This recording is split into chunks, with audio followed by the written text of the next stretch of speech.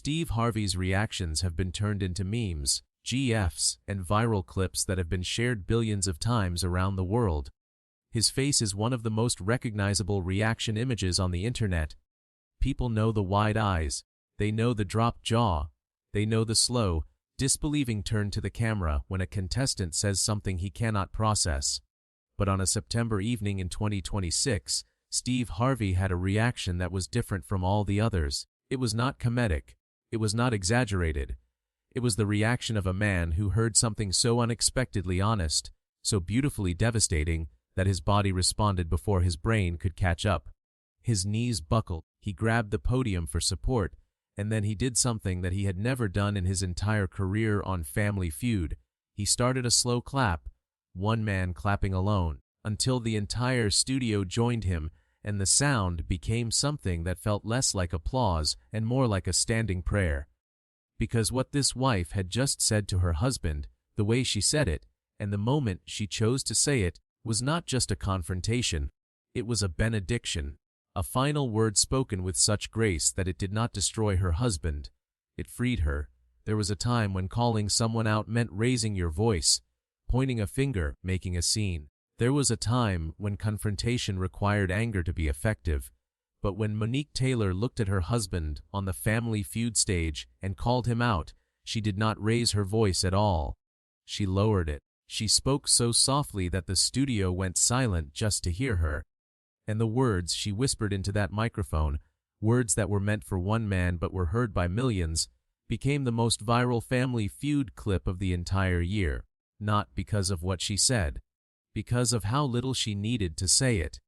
If you believe that the quietest words are sometimes the most powerful and that the truth does not need volume to land, hit that like button and subscribe to our channel right now. Steve Harvey's reaction to what this wife says is unlike anything he has ever done on his show, and the reason it went viral will stay with you long after this story is over. ACT 20. Seachairst 140 Feud 400. Monique Taylor was 41 years old. She was from New Orleans, Louisiana, the only child of James and Cecile Brossard, a jazz trumpeter, and a Creole cook who ran a small catering business out of their shotgun house in the Treem neighborhood. James played trumpet at a jazz club on Frenchman Street 4 nights a week and gave private lessons to neighborhood kids on Saturday mornings for whatever their parents could afford, which was often nothing. Cecile cooked for weddings, funerals, baptisms, and every event in between, producing dishes that tasted like they had been seasoned by 5 generations because they had. The Brossard house was small and often chaotic, but it was alive with the two things James and Cecile valued above all else: music and truth.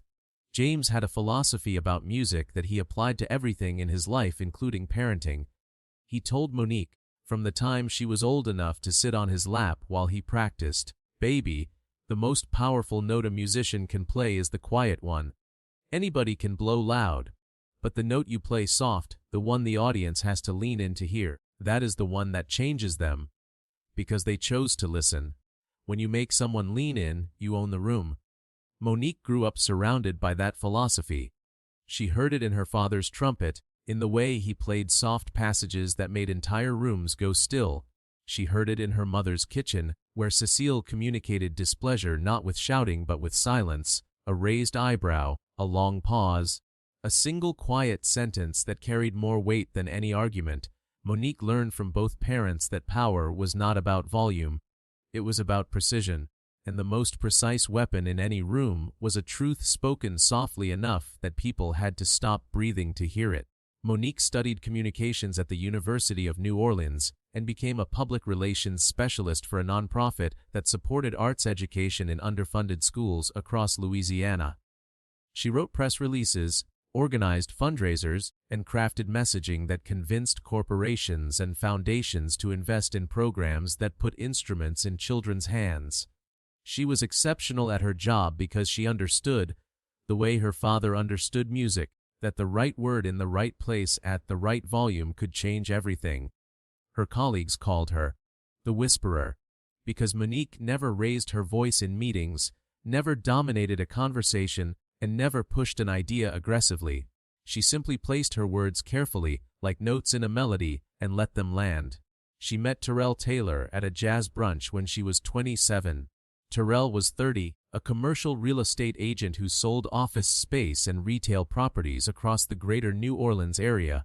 He was smooth in the way that real estate agents often are, polished, persuasive, and skilled at making people feel like they were his only priority.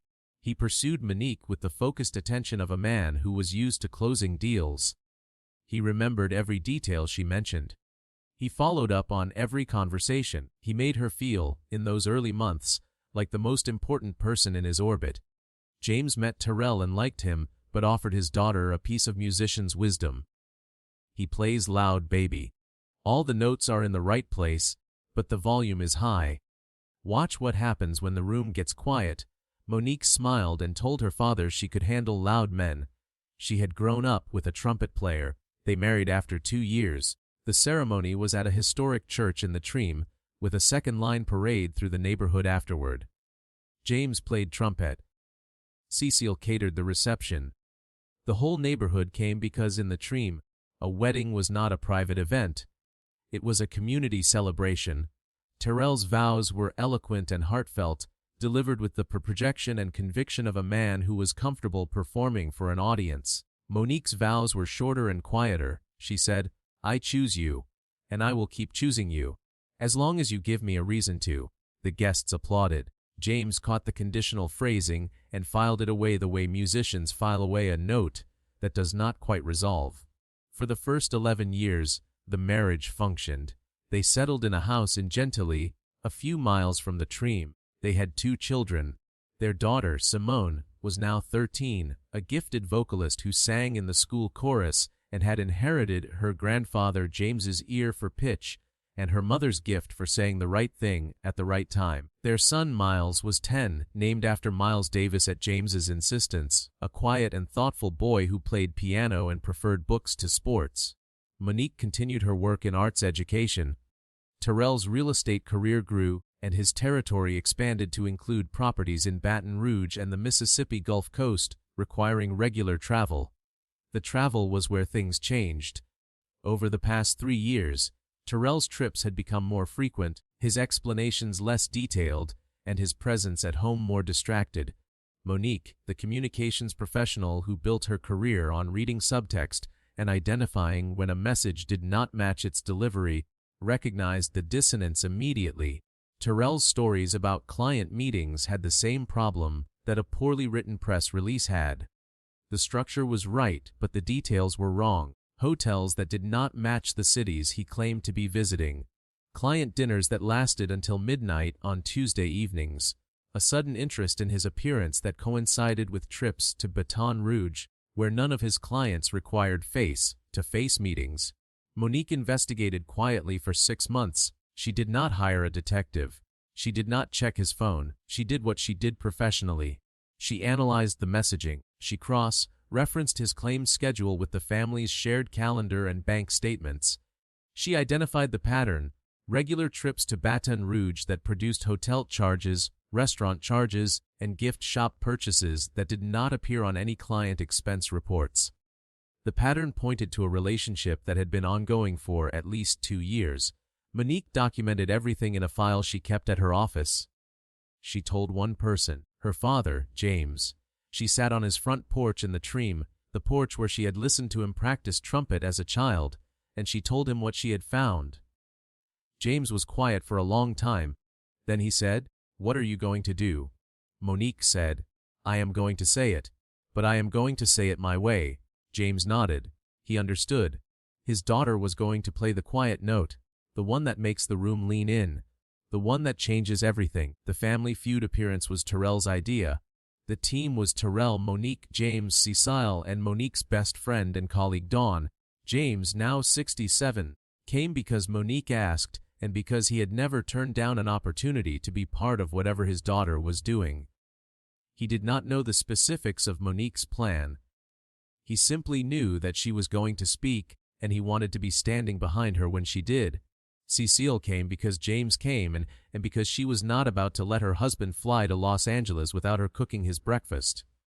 ACT3, THTRUGLE 420,000. The Taylor team was matched against the Osei family from Philadelphia, Pennsylvania, a Ghanaian American family of 5 whose matriarch was a retired nurse, midwife who had delivered over 3,000 babies, and who introduced herself to Steve Harvey by saying, "I have brought more people into this world than you have made laugh, Mr. Harvey." And that is saying something. Steve nearly fell over laughing. The studio energy was electric from the first moment. During introductions, Terrell delivered his line with practiced smoothness. "Steve, this is my beautiful wife Monique.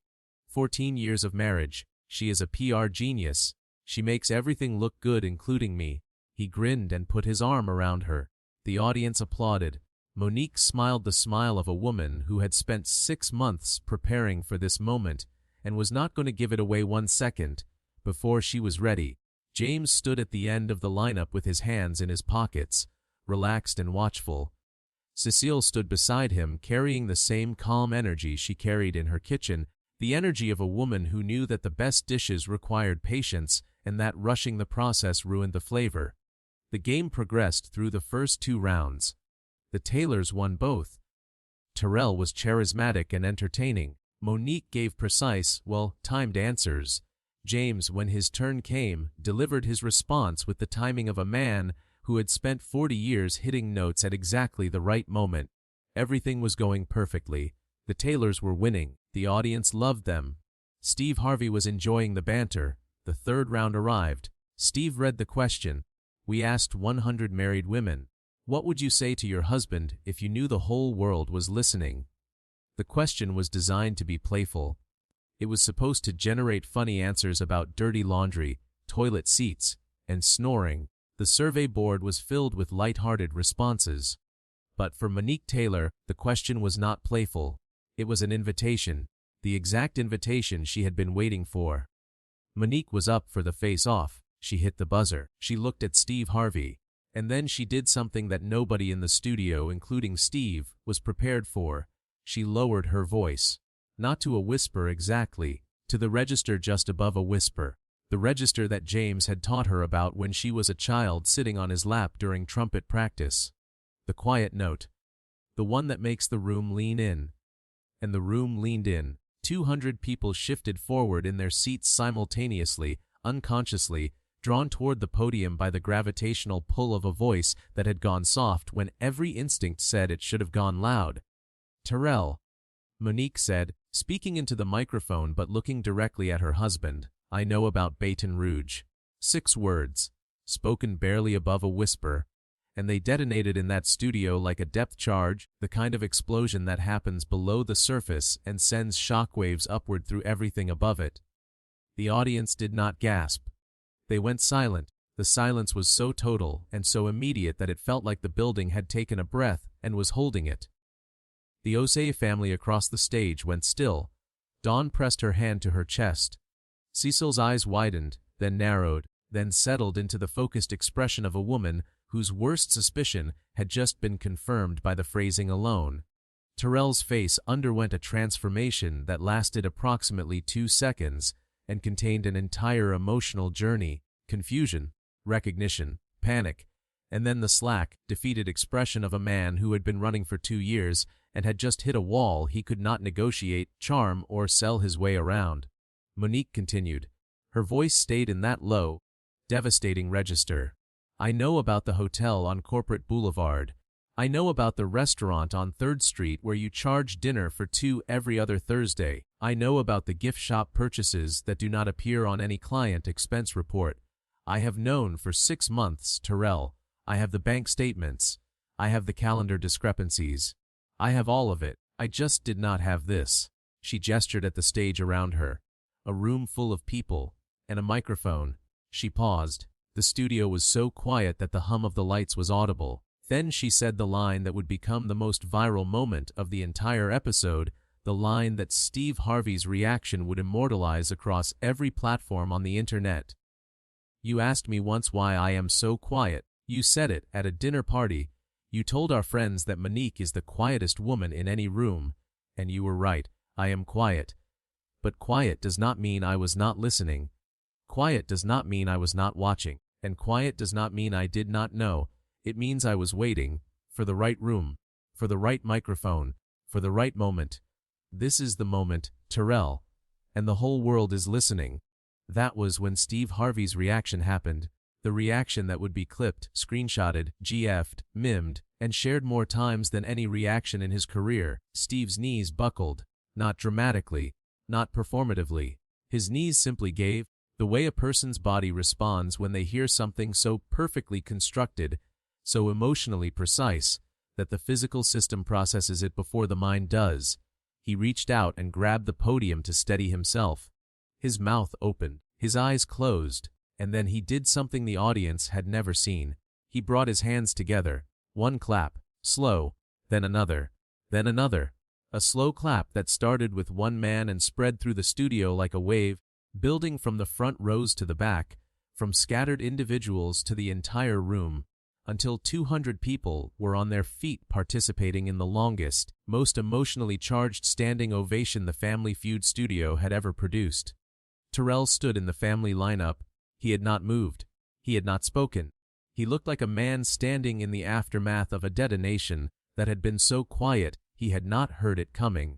The real estate agent who sold properties with words had just been disarmed by a woman who used fewer words, but chose each one with the precision of a musician playing the most important note of her life. James stood at the end of the lineup. He had not moved either. But there was something on his face that no one else in the building could fully understand. It was the expression of a father watching his daughter play the quiet note, the one he had taught her about when she was small enough to sit on his lap, and hearing it land exactly the way he always knew it could. He did not clap. He did not need to. He simply pressed his lips together, nodded once, and placed his hand over his heart. Steve Harvey, still holding the podium, pulled his earpiece out. "We are stopping," he said, his voice raw. "The game is done. A seat for Chitarnano 1600. Steve walked to center stage. He took his time. The ovation had subsided, but the energy in the room was still vibrating. When he stopped, he did not address Terrell first. He did not address Monique first. He addressed the room. "I need a minute, because what I just heard was the most perfectly delivered truth I have ever witnessed in my life. And I have been around words my entire career. I write them. I speak them. I sell them. But what Monique Taylor just did with 6 words and a whisper, I could not do with an hour and a stadium. She said, 'I know about Baton Rouge.' 6 words. And the room stopped. Because she did not yell them.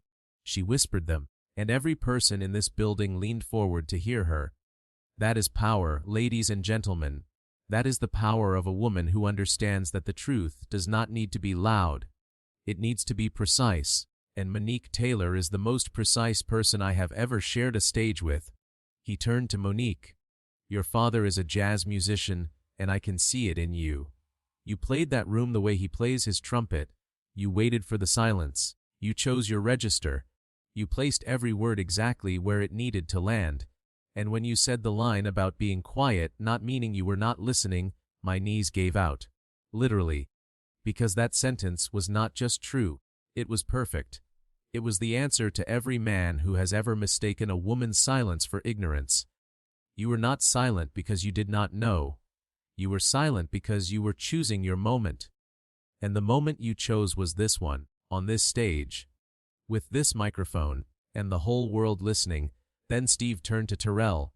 The warmth drained from his voice. "Terrell, you said at a dinner party that your wife was the quietest woman in any room.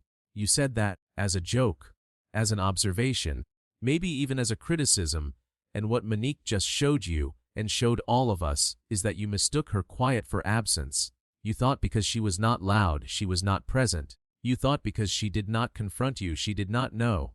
But she knew, Terrell. She has known for 6 months. She tracked the hotels, the restaurants, the gift shops. She built a file at her office. And she waited, not because she was weak, because she was choosing the right note, the right moment, the right room. And you, Terrell, you gave her the room. You signed your family up for this show because you love attention, and your wife used your love of attention to deliver the truth on the biggest stage she could find. You were outplayed.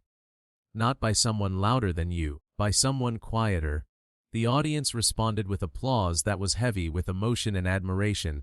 Steve continued, "I have been in the business of words for over 30 years, and I want to say something about what I just witnessed that I think is important.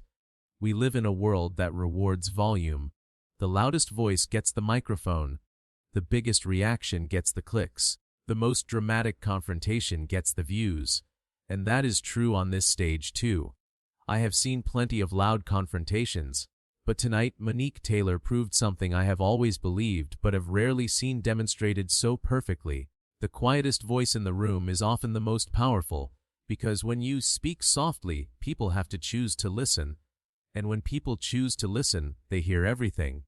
Every word, every pause, every breath between the sentences. Monique did not give this audience a choice. She made them lean in. And when they leaned in, they heard the truth. And the truth, delivered at that volume, with that precision, was more devastating than any scream could have been. Terrell spoke. His voice was flat, stripped of the salesmanship that usually powered it. "She is right. About Baton Rouge. About all of it. I do not have a defense. She knew for 6 months and I never suspected because she never changed. She was the same Monique every single day, calm, quiet, present. She cooked dinner. She helped the kids with homework. She asked about my day. And the whole time, she knew everything, and she waited for this stage, for this microphone, for this question. I asked her once why she was so quiet. Now I know. She was quiet because she was building something. She was building the moment that would end my lie. And she built it perfectly." Monique looked at Terrell. And what she said next, in that same soft register, completed the moment in a way that elevated it from a confrontation into something closer to art. "My father taught me that the most powerful note is the quiet one. The one the audience leans in to hear. I leaned into our marriage for 14 years, Terrell. I leaned in every time you came home late. I leaned in every time your story did not add up. I leaned in when everyone else would have pulled away, and now the whole world is leaning in with me. And they heard what I heard. The dissonance, the wrong notes, the melody that stopped matching the music. I loved the song we were supposed to be playing, Terrell, but you changed the music without telling me, and a musician's daughter always knows when the music is wrong." The standing ovation lasted well over a minute. Steve Harvey was crying. He did not attempt to hide it. Dawn was holding Monique's hand. Cecile had moved from the end of the lineup and was standing beside her daughter, the way she stood beside the stove when a dish required her full attention. James had not moved. He stood exactly where he had been standing since the introductions, his hands in his pockets, his face composed, a single tear visible on his left cheek that he did not wipe away because a musician does not interrupt a performance to acknowledge his own emotion. The performance was Monique's, and it was flawless. Steve addressed the camera one final time. "That is the clip. That is the reaction. That is the moment that is going to go viral. Not because I fell, not because my knees buckled, not because I started a slow clap. It is going to go viral because of 6 words whispered by a woman from New Orleans who understood something that most of us spend our whole lives trying to learn. The truth does not need to be loud. It needs to be heard. And tonight, on this stage, the whole world heard it. ACT5 EGACYSR 1620,000. The game was never completed. Both families received their full prizes and compensation. The Osei family matriarch, the retired nurse, midwife who had delivered over 3,000 babies, found Monique backstage and said, "I have been present at the beginning of 3,000 lives. Tonight, I was present at the beginning of yours. Because the woman who walked off that stage is not the woman who walked onto it. You are new now. You were born on that podium, and it was the most beautiful delivery I have ever witnessed that did not involve a baby." Monique laughed through tears and hugged the older woman. When the episode aired 6 weeks later, Steve Harvey's reaction became the most viral clip in Family Feud history, his knees buckling, his hand grabbing the podium, the slow clap, the tear. The clip was viewed over 200 million times in the first month, making it the single most watched Family Feud moment ever produced. It was turned into GFs, reaction memes, and video edits that were shared across every platform in every language. Media outlets from CNN to BBC to Al Jazeera covered it. Late night hosts discussed it. The clip transcended the show, the genre, and the medium. It became a cultural artifact. But the element that drove the virality was not Steve's reaction alone. It was the cause of the reaction. Monique's six-word whisper, "I know about Baton Rouge," became one of the most quoted sentences of the year. It appeared on T-shirts, coffee mugs, and social media bios. It was used as a metaphor for any situation in which a quiet person reveals devastating knowledge. The phrase, "She knows about Baton Rouge," entered the cultural lexicon as shorthand for the moment when someone who has been underestimated proves they have been paying attention all along. Linguistic analysts wrote articles about the power of understated delivery. Communication professors assigned the clip in courses on rhetorical precision. A speech coach published a viral thread arguing that Monique's delivery was the most effective use of volume control in modern media history. The other moment that generated massive cultural resonance was Monique's speech about her father's musical philosophy. "The most powerful note is the quiet one," became a standalone quote that was shared millions of times and attributed to James Broussard by name, giving the 67-year-old jazz trumpeter from the Treme a level of recognition that 4 decades of playing Frenchman Street had never produced. James received interview requests from jazz publications, parenting magazines, and mainstream media outlets. He declined all of them except one, a small jazz blog, to which he said simply, "I taught my daughter about the quiet note. She played it better than I ever could. That is what fathers are for. To teach the music, the children play the songs." Monique returned to New Orleans and went back to work. She filed for divorce within a month. The proceedings were handled with the precision of a woman who had spent 6 months building a file and 14 years building the composure to use it. Her attorneys said Monique's documentation was flawless. Every hotel charge, every restaurant bill, every calendar discrepancy organized and annotated.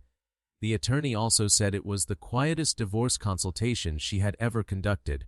Monique did not raise her voice once. Not in the initial meeting, not in the mediation, not in the courtroom.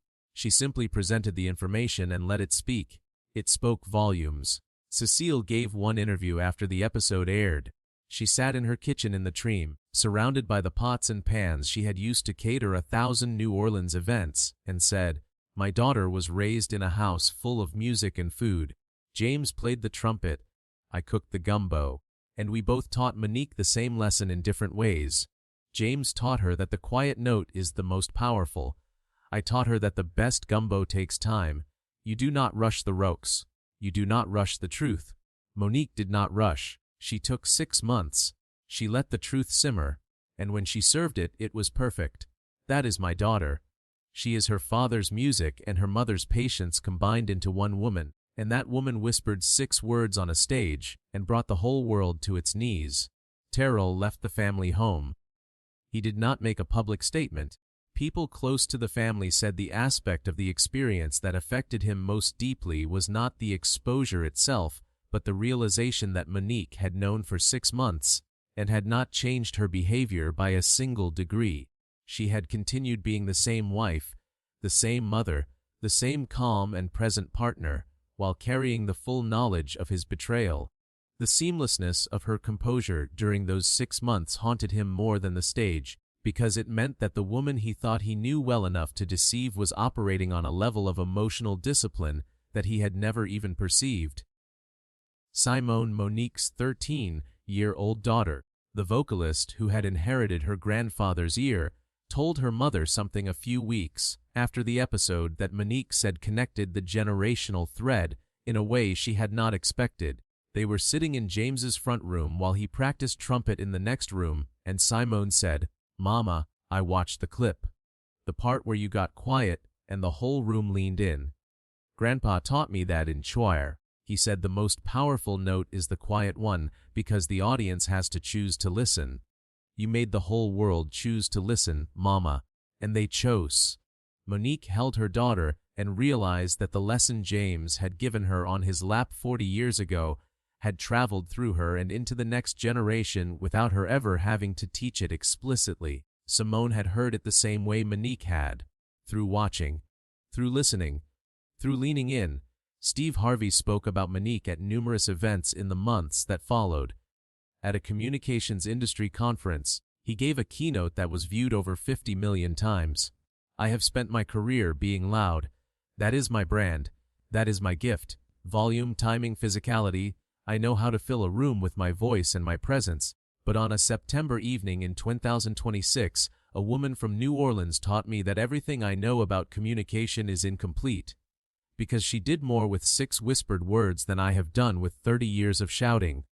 She said, I know about Baton Rouge, and my knees gave out. My actual physical knees. Because the power of that delivery was not in the words. It was in the volume. Or rather, the absence of volume. She went soft, and the room came to her. She did not project the truth across the studio. She made the studio come to the truth. That is mastery. That is beyond anything I can do.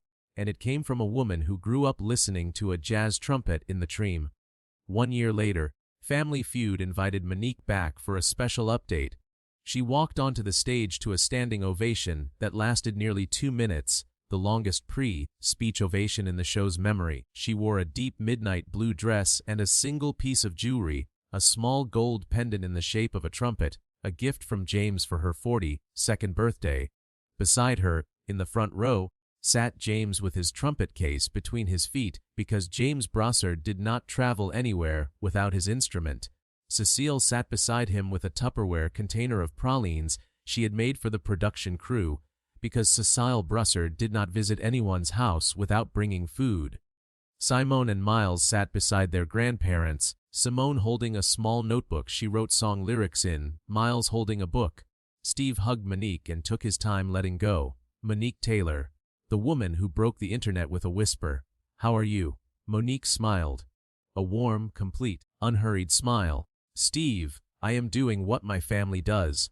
My father plays music. My mother cooks food. I tell the truth. Those are the 3 things the Brassards are good at, and I am doing all 3. I went back to work.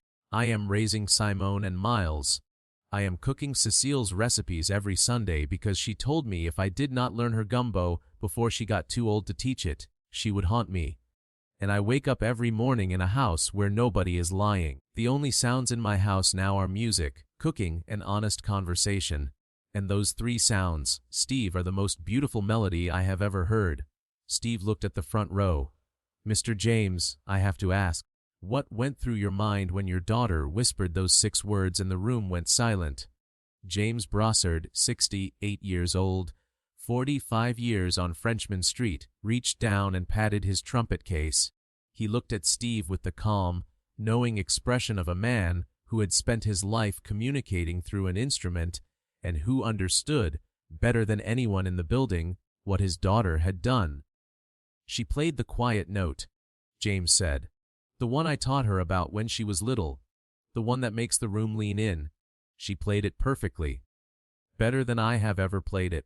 And when the room leaned in, they heard everything, every word, every truth, every year of patience that built up to that moment. My daughter is not a musician, Steve, but what she did on that stage was the finest performance I have ever heard. And I have heard Wynton Marsalis play live. She was better. Because she was not performing. She was telling the truth. And the truth, when it is played quiet, is the most beautiful sound in the world. The audience rose one final time. The ovation was long and full, the kind of sustained sound that feels less like clapping and more like a room full of people collectively acknowledging that they had witnessed something they would never forget. Steve Harvey stood at center stage with tears on his cheeks, nodding, unable to speak for several seconds. And in the front row, James Brassard sat with his trumpet case between his feet and his hand over his heart, listening to the sound of 200 people responding to his daughter the way audiences had responded to his music for 45 years. The room was leaning in, just like he had taught her. The quiet note had landed, and it was still ringing.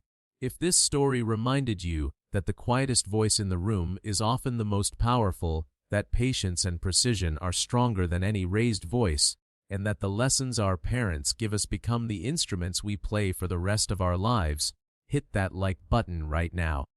Subscribe to this channel and turn on that notification bell so you never miss another powerful story.